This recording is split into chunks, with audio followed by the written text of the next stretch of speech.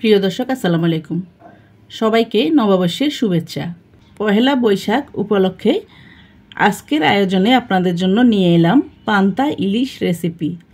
সাথে থাকছে 2 রকমের ভর্তা।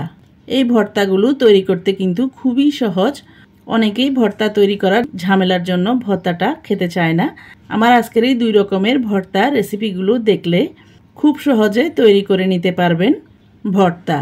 তো ভিউয়ার্স, আপনাদের সবার কাছে অনুরোধ থাকবে, আমার আজকের এই পান্তা ইলিশ রেসিপিটি যদি ভালো লাগে তাহলে পহেলা বৈশাখে বাসায় ট্রাই করে দেখবেন।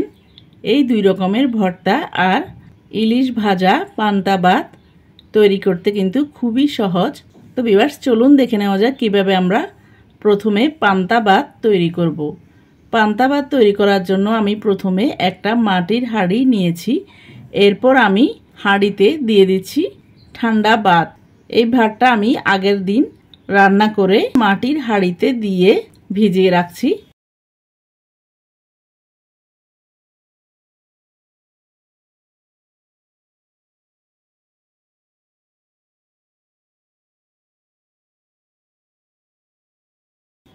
প্রথমে আমি ভাতগুলাকে দিয়ে এরপর ঠান্ডা পানি দিয়ে এরপর ঢাকনাটা দিয়ে আমি সারা রাত রেখে দেব এই ভাতগুলাকে।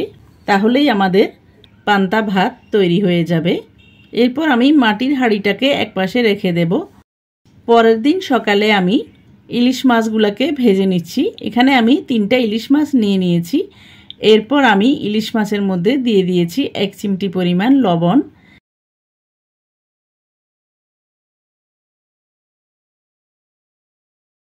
দিয়ে দিয়েছি 1 চিমটি পরিমাণ হলুদ গুঁড়া,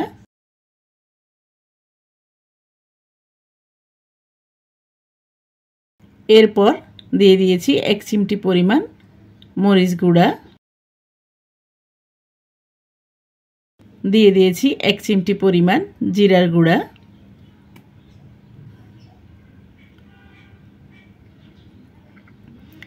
এরপর আমি সবগুলা গুঁড়া মশলা ইলিশ মাছের সাথে ভালো করে মেখে নেব।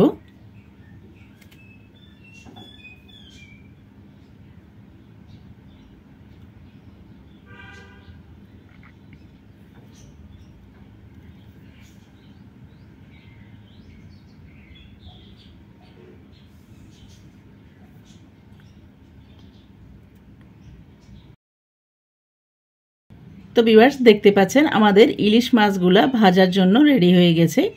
মশলাগুলোকে আমি ভালো করে মেখে নিয়েছি। এরপর আমি এটাকে একপাশে রেখে চলে যাব চুলায়। চুলায় আমি একটা প্যান বসিয়ে প্রথমে 8-10টার মতো শুকনো মরিচ ভেজে নেব ভর্তা তৈরি করার জন্য। এরপর আমি মরিচগুলোকে দিয়ে ভালো করে নেড়ে চেড়ে একটু মুচমুচে করে ভেজে নেব। তো ভিউয়ার্স, দেখতে পাচ্ছেন মরিচগুলা একটু মুচমুচে করে ভাজা হয়ে গেছে। এরপর আমি মরিচগুলোকে উঠিয়ে একটা প্লেটে নিয়ে নিয়েছি। এরপর প্যানটাকে ভালো করে ধুয়ে নিয়েছি। এরপর আমি প্যানে দিয়ে দেব 3 থেকে 4 টেবিল স্পুন পরিমাণ সরিষার তেল। এরপর তেলটা ভালো করে গরম হয়ে গেলে আমি একে একে ইলিশ মাছগুলোকে দিয়ে মাছের এক পিঠ একটু লালচে টাইপ হয়ে এলে অপর পিঠ উল্টিয়ে দিয়ে অপর পিঠও লালচে টাইপ করে আর মুচমুচে করে ভেজে নেব।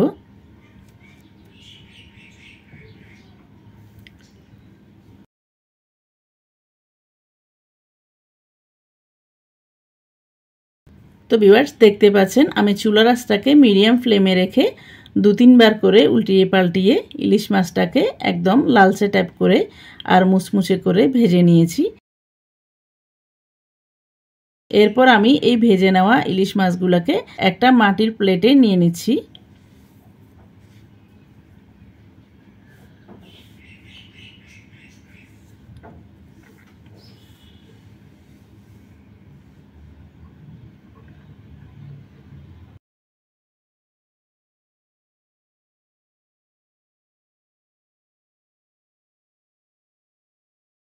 তো ভিউয়ার্স, দেখতে পাচ্ছেন আমাদের ইলিশ মাছগুলোও ভাজা হয়ে গেছে।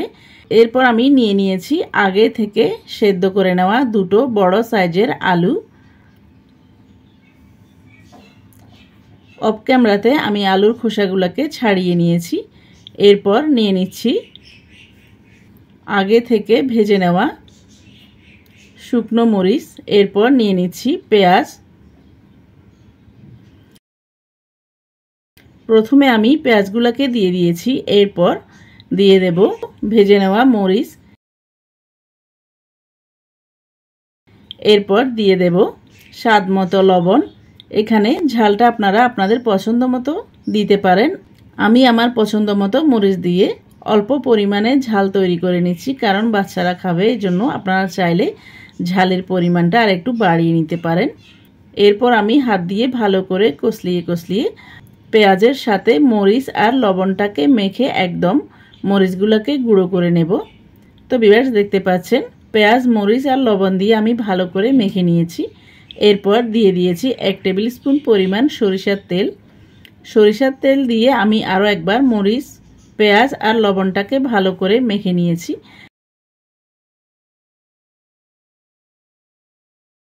এরপর আমি আলুগুলাকে ভালো করে হাত দিয়ে কষলিয়ে মেখে নেব। দেখতে পাচ্ছেন আমি আলুগুলাকেও মেখে নিয়েছি। এরপর আমি আগে থেকে মেখে নেওয়া মরিচ আর পেঁয়াজটাকে ভালো করে আলুর সাথে মেখে নেব।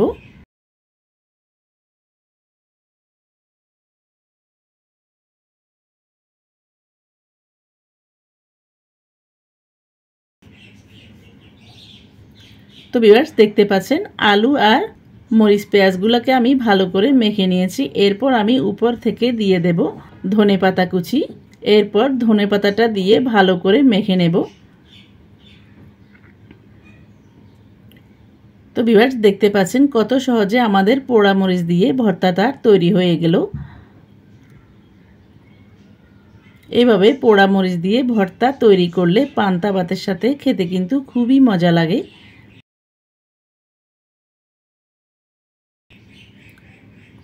এরপর আমি ছোট ছোট করে আলুর ভর্তাগুলোকে গোলা তৈরি করে নেব।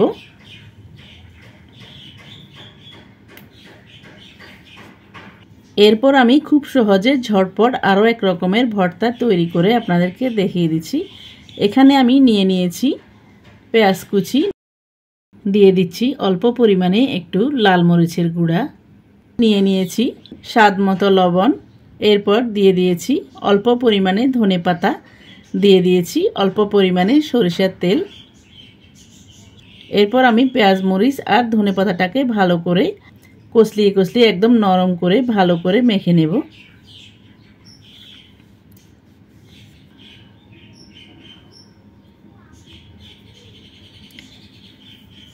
তো ভিউয়ার্স দেখতে পাচ্ছেন কত সহজে আমাদের 2 রকমের ভর্তা তৈরি হয়ে গেল পান্তা ইলিশের সাথে।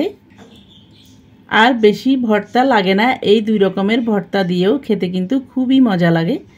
এরপর আমি ভেজে নেওয়া ইলিশ মাছ আর 2 রকমের ভর্তাটাকে একটা প্লেটে সার্ভ করে নিয়ে আপনাদেরকে দেখিয়ে দিচ্ছি। দেখতে পাচ্ছেন 2 রকমের ভর্তা আর ইলিশ মাছটা কতটা লোভনীয় লাগছে। এরপর আমি পান্তা ভাতগুলোকে একটা মাটির প্লেটে পরিবেশন করে নেব।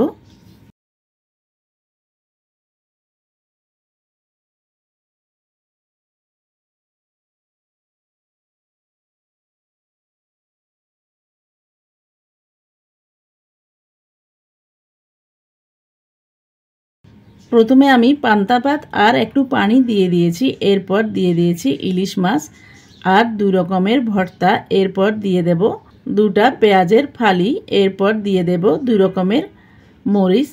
এখানে আমি কাঁচা মরিচ আর পোড়া মরিচ দিয়েছি, দুটো দিয়েই খেতে কিন্তু খুবই মজা লাগে। তো ভিউয়ার্স আপনাদের সবার কাছে অনুরোধ থাকবে আসছে পহেলা বৈশাখে এভাবে 2 রকমের ভর্তা আর ইলিশ মাছটা তৈরি করে দেখবেন, খেতে কিন্তু খুবই মজা। এভাবে তৈরি করলে আর বেশি ভর্তা লাগে না, কোনো কিছুই লাগে না, এভাবেই কিন্তু খেতে খুবই মজা লাগে। ভাতটা খাওয়ার পর সব শেষে এর পানিগুলা খেতে কিন্তু খুবই ভালো লাগে, আর এর পানিগুলা খেলে শরীর একদম ঠান্ডা হয়ে আলাদা একটা শান্তি পাওয়া যায়। তো ভিউয়ার্স আবারও আপনাদেরকে পহেলা বৈশাখের শুভেচ্ছা জানিয়ে আর আমার রেসিপিটি ট্রাই করার অনুরোধ জানিয়ে আজকের মতো এখানে বিদায় নিচ্ছি। আবার দেখা হবে নতুন কোনো ভিডিওতে নতুন কোনো রেসিপি নিয়ে। সে পর্যন্ত সবাইকে আসসালামু আলাইকুম, আল্লাহ হাফিজ।